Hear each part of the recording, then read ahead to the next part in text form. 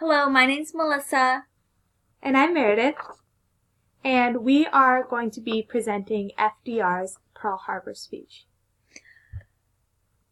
My partner and I are analyzing FDR's speech to Congress the day after the bombing of Pearl Harbor.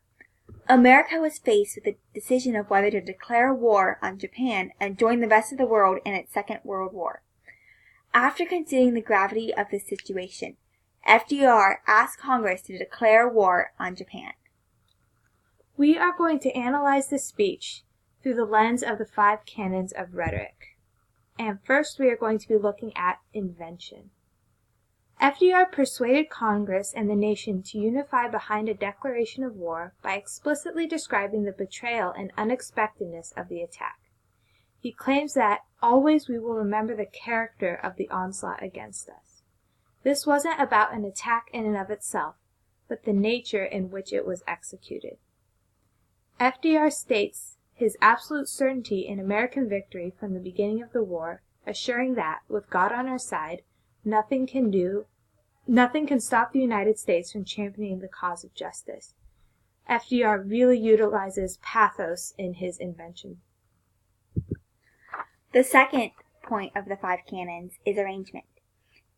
This speech is structured as a timeline, beginning with an explanation of our former peaceful relationship with Japan, then moving to the unexpected travesty of Pearl Harbor the day earlier, then using anaphora with the phrase, "Last night the Japanese forces attacked," and concluding with the morning events.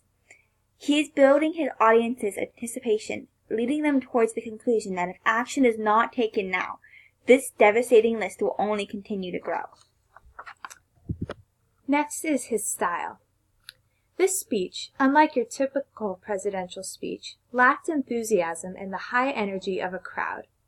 This is not because FDR lacked the skill in exciting his audience, but because the events of the day prior had shaken the nation to its core.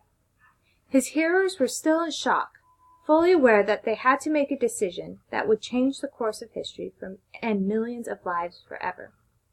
But it ended with a rousing applause, as FDR effectively persuaded Congress that war was the right option to undertake.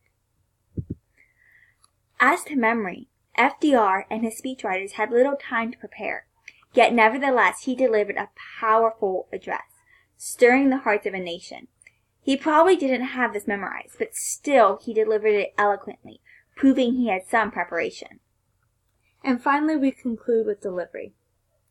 We've already discussed delivery a fair amount in covering the other elements of the canon, but to restate it, FDR's delivery was a tactful balance of sobriety for the past, courage for the present, and hope for the future. And wrapping up with what we learned. What I learned from FDR's speech is that being succinct is an art. It is all right not to say many words if you can get your point across in a few. This is one thing I noticed in both Lincoln's Gettysburg Address and FDR's Pearl Harbor speech. And both speeches are remarkably profound and powerful because they are relatively short. For me, during this assignment, I learned the importance of understanding your audience.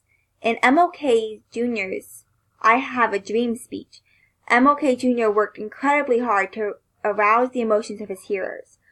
On the other hand, FDR did not focus on the emotions of his audience because he knew they were in too fragile of a situation already. Looking at these two speeches this close together really taught me the importance of understanding your audience and the goal and what methods and tools are most useful for reaching that end. Overall, both of us really enjoyed analyzing FDR's speech, and after looking at it very carefully, we can now see why it was such a powerful tool in getting America further involved in World War II. We hope you enjoy this. Thanks, guys. Bye.